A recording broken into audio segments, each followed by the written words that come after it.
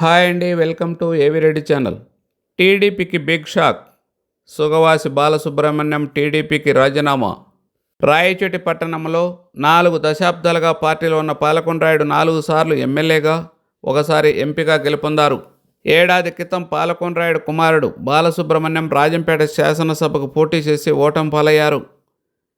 ఇటీవల పాలకొండరాయుడు మరణిస్తే చంద్రబాబు కానీ ఆయన కుమారుడు లోకేష్ కూడా పరామర్శించకపోవడం, పార్టీలో తగిన ప్రాధాన్యత లేకపోవడంతో రాజీనామా చేసినట్టు తెలుస్తుంది.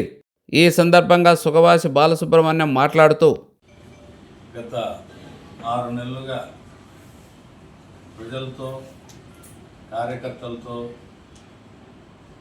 వివిధ రకాలైనటువంటి వ్యక్తులతో వాళ్ళ అభిప్రాయాలు, ఆలోచనలు, సూచనలు, సలహాలు అన్నీ విన్న తర్వాత 1కి 2 సార్లు కాదు, ఎన్నో సార్లు పదే ఆలోచన చేసి వాళ్ళ సలహా ఇచ్చిన వాళ్ళ మనోభావాలను గౌరవిస్తూ ప్రజల మనసులో ఉండే ఆలోచనలకు ఒక కార్యరూపం ఇవ్వాలనే ఆలోచనతో ఈ నిర్ణయం తీసుకోవడం జరిగింది. త్వరలోనే మీడియా సమావేశం ఏర్పాటు చేసి మీడియా మిత్రుల ద్వారా ప్రజలందరికీ తెలియజేయడం జరుగుతుంది.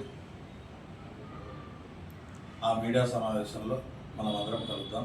నమస్తే.